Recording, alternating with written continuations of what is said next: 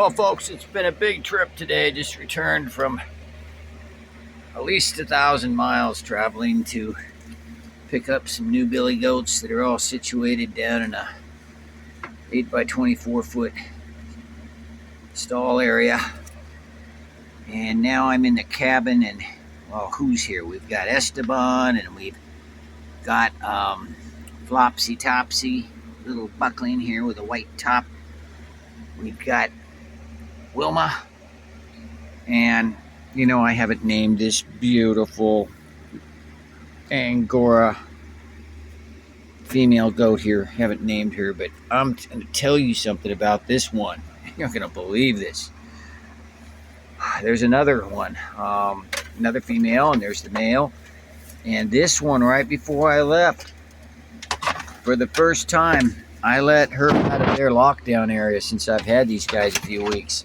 Because if I would have got stranded down south, if anything bad could have happened, really, and kept me longer than the time I was gone, none of these goats, were going to be locked down because they'd die. So I couldn't take that risk. So all goats were freed.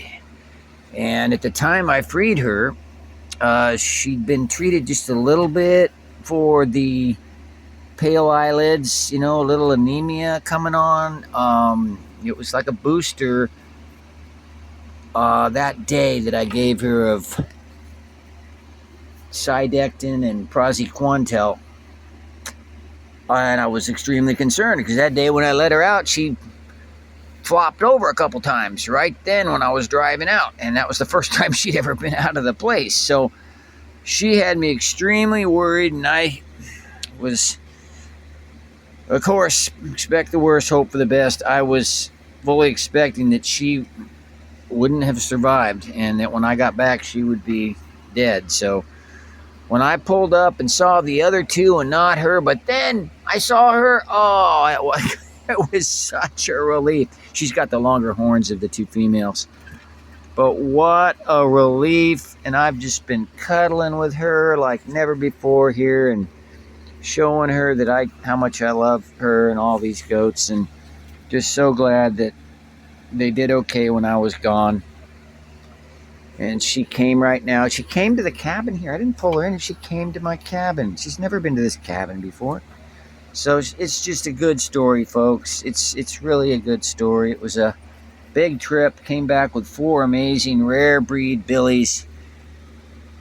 And lots of other insights and lots of foraged materials from a couple places. We focused on the sumac and the seed heads of the sumac and the white Ogeechee Tupelo, which was a real discovery for us because we went for the first time to a real deep swamp, Tupelo swamp area in Apalachicola, where we saw the environment like we've never seen anything like that before. Not quite like that. I mean, we have water Tupelo swamp, we have other Tupelo here, but to see the white Tupelo swamp, it was just incredible. Hey, Wilma, I need to cuddle with you a little bit here too. Okay? Meh. Meh. When's she gonna have those babies? She's so big. That could happen any day with her, right, Wilma? She's a sweetie.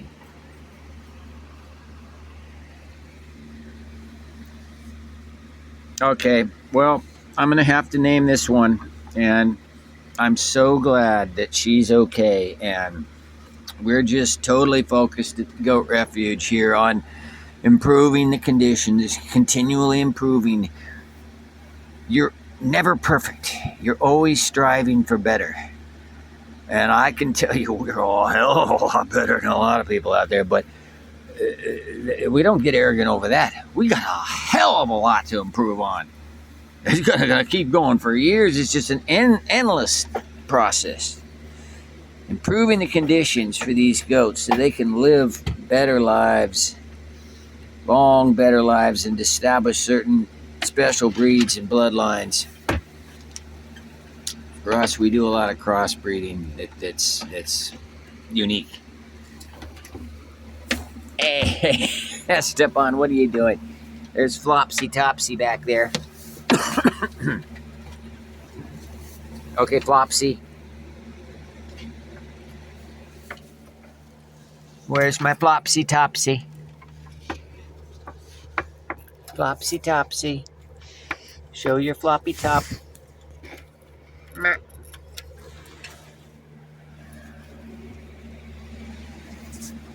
Well, I don't know what's been going on since I've been gone, but I'm sure that the Angoras have been um, meeting up with the other goats and getting acquainted a bit, and we got Esteban and her together here right now. I kind of like that. All right, let's settle in and get some good night's sleep, goats.